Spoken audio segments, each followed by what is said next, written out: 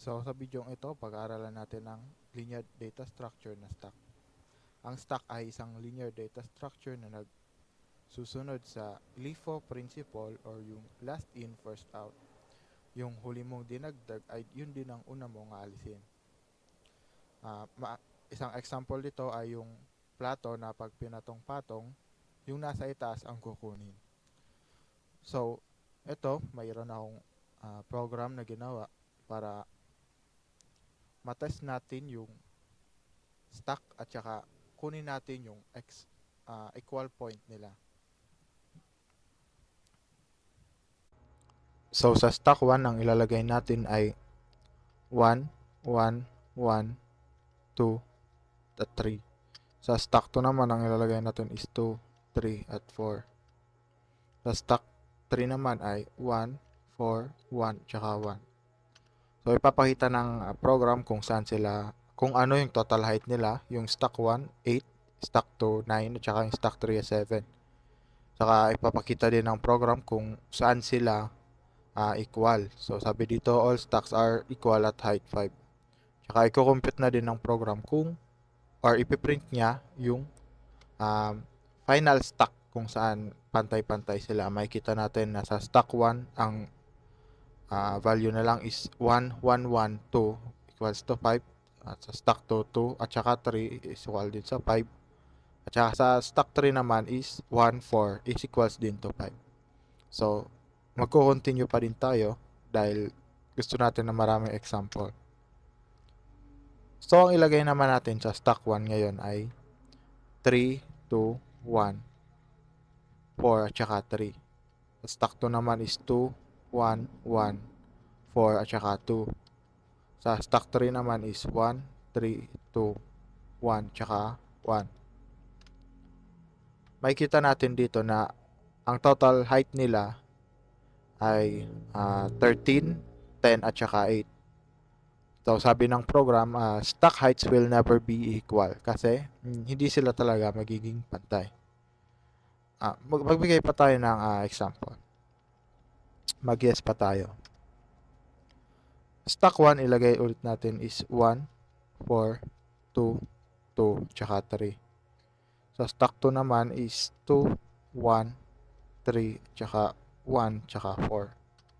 Sa stack 3 naman ilagay natin is 5, 2, 1, tsaka 1.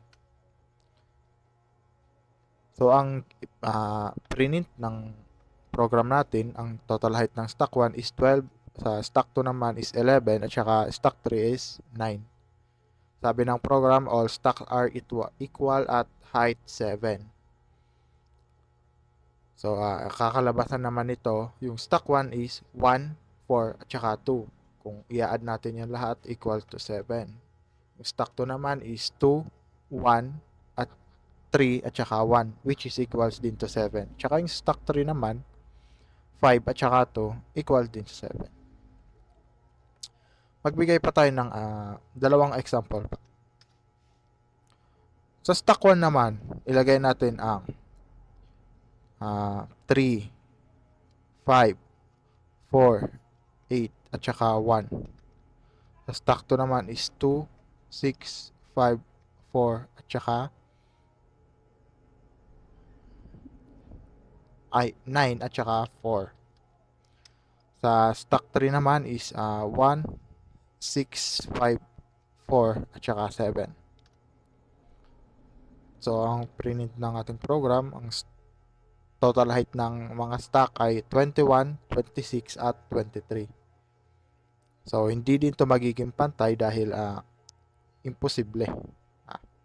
Kahit anong gawing compute ang gawin, anong gawing pag-compute mo dyan, ay hindi yan magiging equal. Ilagay naman natin ngayon sa stack 1 is 2, 5, 8, 7, at saka 4. Stack 2, 6, 9, 3, at saka 2. Sa stack 3 naman is 7, 5, 3, 2, at 1. Kung titingnan natin yung numbers, may mapapansin agad kayo na pwedeng maging equal point niya. At yun ang number 15. Kasi 2 plus 5 is 7 plus 8, 15. Katulad ng nasa ibaba, stack 1 niya is 2, 5, 8. Sa stack 2, 6 at saka 9. Yung stack 3 naman is 7, tsaka 5 at saka 3. So, sa height 15, sila ay pantay-pantay. Paano naman kung di natin lalagyan ng space separator? Katulad nito. Same example natin.